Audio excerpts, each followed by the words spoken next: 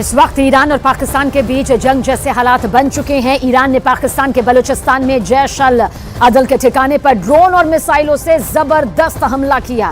Iran के हमले के बाद से पाकिस्तान ने ऐलान कर दिया कि उसने ईरान से अपना राजदूत वापस बुलाने का फैसला कर लिया। पाकिस्तान ने ईरानी सरकार को साफ शब्दों में कह दिया कि वो अपने राजदूत को पाकिस्तान वापस ना भेजें।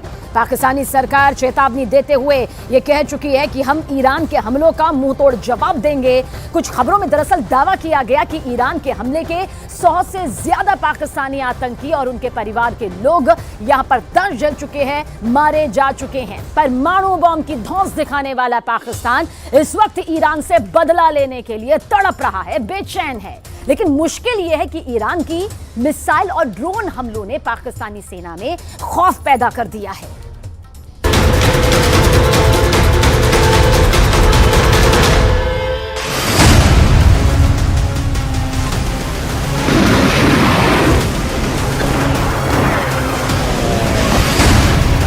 दुनिया भर के वॉर एक्सपर्ट्स इस बात से हैरान हैं कि आखिर ईरान ने सिर्फ 24 घंटे के अंदर इराक और पाकिस्तान में हमलों को अंजाम कैसे दे दिया। पाकिस्तान में भी ईरान ने इतने भीषण मिसाइल और ड्रोन हमले किए हैं कि पाकिस्तानी सेना और सरकार बुरी तरह से खौफ में आ गई। पाकिस्तानी मीडिया के दावों के मुताबिक पाकिस्तान ने हमले के तुरंत बाद ईरान से अपना राजदूत वापस बुलाने का ऐलान कर दिया है। हम आपको बता दें कि ईरान के इस्लामिक रिवॉल्यूशनरी गार्ड्स ने पाकिस्तान के बलूचिस्तान प्रांत में 2 आतंकी ठिकानों पर बड़ा हमला किया है। इस हमले से पूरे इलाके में कोहराम मच गया है।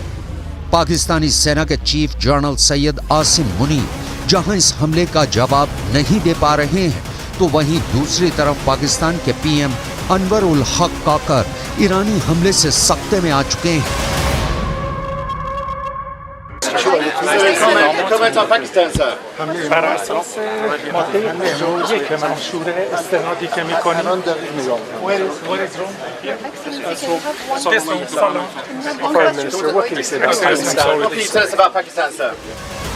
ईरान ने पाकिस्तान में घुसकर बलूचिस्तान में हमला किया है। दावा किया जा रहा है कि ईरान ने यह हमला सुन्नी आतंकी समूह जैश अल अदल के 2 ठिकानों पर किया है, जिसकी वजह से भारी तबाही हुई है। कई रिपोर्ट्स में दावा किया गया है कि पाकिस्तान में हुए ईरानी हमले में 100 से ज्यादा लोगों की मौत हुई है। जरा देखिए यह हमला कैसे हुआ। खबरों के मुताबिक ईरान ने पाकिस्तानी आतंकी संगठन जैश अल बदल के 2 ठिकानों पर हमले किए हैं और कल ही ये हमले वहां पर किए गए और ईरान ने इस हमले में ड्रोन और मिसाइलों का इस्तेमाल किया है। तो ड्रोन और मिसाइलों का इस्तेमाल किया गया है और साथ साथ 2 ऐसे ठिकाने हैं जहां पर ईरान ने कल हमले किए हैं और पाकिस्तान के बलूचिस्तान इलाके में ईरान ने घुसकर ये हमले किए हैं। लगभग 122 किलोमीटर अंदर घुसकर ईरान ने पाकिस्तान में मौजूद जैश अल अदल पर हमला किया है, जिसमें कई लोग मारे गए। और ईरान की मीडिया के मुताबिक सीरिया में मिसाइल हमलों के बाद यह अटैक किया गया है। ईरान की मीडिया ने यह भी दावा किया कि पाकिस्तान में जैश अल बदल आतंकी समूह के 2 प्रमुख गढ़ इस ऑपरेशन का केंद्र बिंदु थे, जिन्हें विशेष रूप से ध्वस्त किया गया। और हैरानी की बात तो यह है कि एक तरफ पाकिस्तान के पीएम ईरान से दोस्ती बढ़ाने की कोशिश कर रहे हैं, तो वहीं दूसरी तरफ ईरान ने पाकिस्तान में घुसकर बड़ी सर्जिकल स्ट्राइक कर दी। Can you talk to us about your meeting with the Iranian foreign minister? Will Pakistan respond to the strike?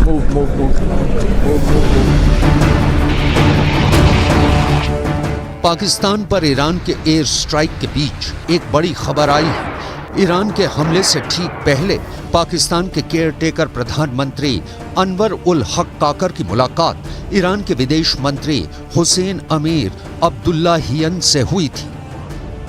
Pakistan हैरान है, आखिर ईरान ने पाकिस्तान में घुसकर यह हमला क्यों किया है। हम आपको बता दें कि पाकिस्तान के प्रधानमंत्री अनवर उल हक काकर की मुलाकात ईरान के विदेश मंत्री हुसैन अमीर अब्दुल्लाहियन स्विट्जरलैंड के दावोस में हुई थी। वर्ल्ड इकोनॉमिक फोरम की बैठक में हिस्सा लेने के लिए दोनों नेता दावोस पहुंचे थे, लेकिन इस मुलाकात के 12 घंटे बाद ही ईरान ने पाकिस्तान के अंदर आतंकी कैंप पर एयर स्ट्राइक कर दी। सवाल उठ रहे हैं कि जब ईरान और पाकिस्तान संबंध सुधारने को लेकर एक दूसरे से बातचीत कर रहे हैं। ऐसे हालात में ईरान ने पाकिस्तान में 122 किलोमीटर अंदर घुसकर हमला क्यों किया? ईरान के दावों के मुताबिक पाकिस्तान पर एयर स्ट्राइक करना बेहद जरूरी हो गई थी, क्योंकि पिछले महीने दक्षिण पूर्वी प्रांत सिस्तान बलूचिस्तान में एक ईरानी पुलिस स्टेशन पर पाकिस्तानी सीमा की तरफ से हमला हुआ था। इस हमले में 11 ईरानी पुलिस अधिकारियों की मौत हो गई थी। ईरान के गृह मंत्री अहमद वाहिदी ने हमले के लिए जैश अल अदल को जिम्मेदार ठहराया था, जिसके ठिकाने पाकिस्तान की जमीन पर मौजूद है। ईरान ने बार बार चेतावनी दी है कि जैश अल अदल आतंकवादी समूह उसके सुरक्षा बलों पर हमला करने के लिए पाकिस्तान की जमीन का इस्तेमाल कर रहा है और बलूचिस्तान के सीमावर्ती शहर पंजगुर में इसके ठिकाने हैं। लेकिन पाकिस्तानी सेना और सरकार ने ध्यान नहीं दिया और ईरान ने आखिर में पाकिस्तान में घुसकर आतंकी कैंपों पर हमला कर दिया। Night's unprovoked and blatant breach of Pakistan's sovereignty by Iran is a violation of international law and the purposes and principles of the Charter of the United Nations. This illegal act is completely unacceptable and has no justification whatsoever. Pakistan reserves the right to respond to this illegal act, and the responsibility for the consequences will lie squarely with Iran. We have conveyed this message to the government of Iran. We have also informed them that Pakistan has decided to recall its ambassador from Iran